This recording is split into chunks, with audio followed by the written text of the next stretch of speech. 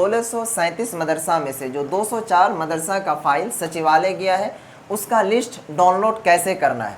दूसरी चीज ये बताएं, आज के इस वीडियो में हम ये बताएंगे कि 1637 मदरसा में से जो 204 मदरसा का फाइल सचिवालय गया है उसका लिस्ट डाउनलोड कैसे करना है। दूसरी चीज ये बताएंगे कि जो बातें मदरसा बच गया है उसका फाइल सचिवालय कब तक जाएगा। आइए सबसे पहले हम एक नंबर की बात कर लेते हैं, 204 का फाइल कैसे डाउनलोड करना है। आपको मैं बता दूं कि ये फाइल का जो लिस्ट है आप अभी डाउनलोड नहीं कर सकते हैं और ना ही मैं आपको डाउनलोड करके दिखा सकता हूं, क्योंकि दोस्तों जब तक बिहार राज्य मदरसा शिक्षा बोर्ड की जानिब से प्रेस रिलीज करके ये जानकारी नहीं दी जाती या नहीं तो जो बिहार कैबिनेट है उनसे ये पोर्टल पर अपलोड नहीं किया जाता, तब तक नहीं मैं दिखा सकता हूं नहीं आप देख सकते हैं।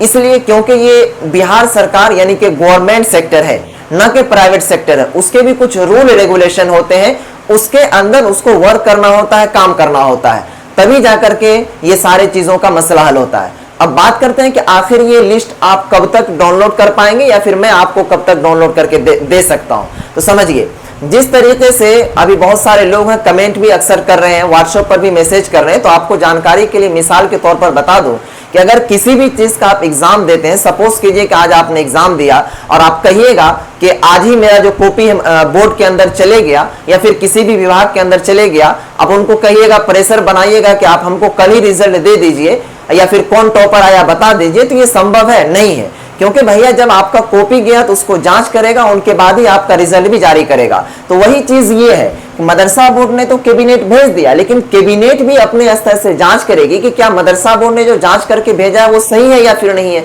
उसके बाद फिर से वो जारी करेगा। तो आखिर कब करेगा तो आपको मैं बता दूं, जिस तरीके से कैबिनेट के अंदर मीटिंग होती है यानी सचिवालय में, तो आप देखते होंगे कि लोग जब मीटिंग हुआ करता है उसके बाद प्रेस कॉन्फ्रेंस रिलीज किया जाता है और पोर्टल पर अपलोड किया जाता है कि 40 चीजों पर स्वीकृति मिली, 40 चीज में ये काम है। तो उसी तरीके से जब कैबिनेट की मीटिंग होगी और उसके अंदर जब इन 204 मदरसों को स्वीकृति दे दिया जाएगा तो वहां पर मोहर लग जाएगा कि 204 मदरसों को स्वीकृति मिल गई और बाज़ाब्ता वहां पर टोटल मदरसा का लिस्ट रहेगा, नाम रहेगा और पोर्टल पर अपलोड रहेगा। आप सभी से रिक्वेस्ट रहेगी कि बहुत जल्द वो जो क्या कहते हैं वक्त है आपके पास आने वाला, इसीलिए खुदा के वास्ते आप फॉलो करके रखिएगा। इंशाल्लाह पूरी डिटेल्स और पूरी टिप्स आपको बताएंगे कि आप खुद से कैसे कर पाएंगे। तो ये चीजें हैं, आप थोड़ा सा धैर्य बना के रखिए, आपको सब्र रखना होगा तब जाकर के होगा। ऐसे नहीं कि आप कुछ भी कर देंगे तो हो जाएगा, क्योंकि हर किसी के रूल रेगुलेशन होते हैं।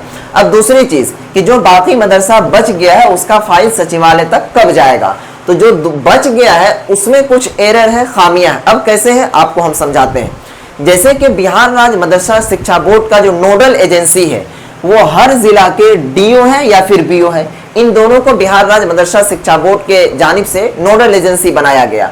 अब जब ये 1637 मदरसे का जो फाइल जो मदरसा वाले भेज रहे हैं, तो जो डीओ और बीओ की रिपोर्ट है उन्हीं के क्या कहते हैं स्तर पर मदरसा बोर्ड अपना काम करेगी। तो उसमें क्या है कि कुछ पॉइंट उन्होंने लिख दे रहा है। जैसे कुछ मदरसे हैं उनका अगर फाइल आया तो उसमें कुछ कॉलम है, यानी कि जो कॉलम बना हुआ होता है डीओ या फिर बीओ की रिपोर्ट का, तो उसमें उन्होंने वाज़ेह ही नहीं किया है कुछ भी, या फिर कुछ और भी हो सकता है। उसके बाद कुछ ऐसे कॉलम है जिसमें उन्होंने डीओ और बीओ कह दिया है कि बीएसएमईबी यानी कि बिहार राज्य मदरसा शिक्षा बोर्ड के चेयरमैन जो है वो खुद डिसीजन ले। कुछ पॉइंट में उन्होंने कह दिया है कि आहारता पूरी नहीं है और कुछ में और कुछ कह दिया है। तो आप ही हमको ये बताइए कि आप ही में से अगर किसी को भी बिहार राज्य मदरसा शिक्षा बोर्ड का चेयरमैन बना दिया जाए, सपोज कीजिए एक मिसाल के तौर पर मैं बता रहा हूं, और उनकी नोडल एजेंसी डीओ और बीओ है और वो डीओ और बीओ वो रिपोर्ट में ये लिख देती है कि कुछ कॉलम में वाज़ेह नहीं है, कुछ में आपके मदरसा बोर्ड के चेयरमैन साहब खुद डिसीजन ले, कुछ में कह दिया कि आहारता पूरा नहीं किया है, तो आपसे ही सवाल किया जाता है कि ये रिपोर्ट में सौंपा रहेगा तो क्या आप उस फाइल को सचिवालय भेज दीजिएगा? कभी नहीं भेजिएगा। क्योंकि आप भी सोचिएगा कि भैया जब डीओ और बीओ इन सब चीजों को लिखा है तो हम बिना देखे बिना सोचे समझे कैसे भेज देंगे। तो वही चीज यहां पर है कि चेयरमैन साहब का भी यही कहना है कि हम कैसे, जब तक उनको वाज़ेह नहीं कर लेंगे कि आखिर ये लिखने का मैटर क्या है, मसला क्या है, या फिर चेयरमैन साहब को डिसीजन लेने के लिए कह दिया तो इस पर भी कुछ बात हो सकती है, कुछ में आहारता पूरा नहीं है। तो ये सारे मसले हैं जिसको लेकर के वो फाइल नहीं जा पा रहा है। तो अब इसका जो समाधान है वो मदरसा बोर्ड के अंदर हो रहा है और प्रेजेंट में अभी जो मदरसा बोर्ड के चेयरमैन जनाब सलीम परवेज साहब है, उनके कहने के मुताबिक उन्होंने अभी कहा है कि 608 जो फाइल अभी हैं उन पर अभी वर्क कर रहे हैं वो लोग, जितने भी अपने स्तर से मदरसा बोर्ड के अंदर काम चल रहा है, क्योंकि मैंने खुद वहां पर देखा है और आप भी अगर जाएं जाकर देख सकते हैं कि काम चल रहा है या फिर नहीं, क्योंकि चेयरमैन साहब की जुबानी को ऐसे नहीं होते, वो बिल्कुल सही सलामत कह रहे हैं और सुन भी रहे हैं। तो 608 मदरसों पर या फिर फाइल पर जो वर्क चल रहा है और ये मंडे या फिर ट्यूसडे को जो है इनका फाइल जाने की संभावना है सचिवालय के अंदर।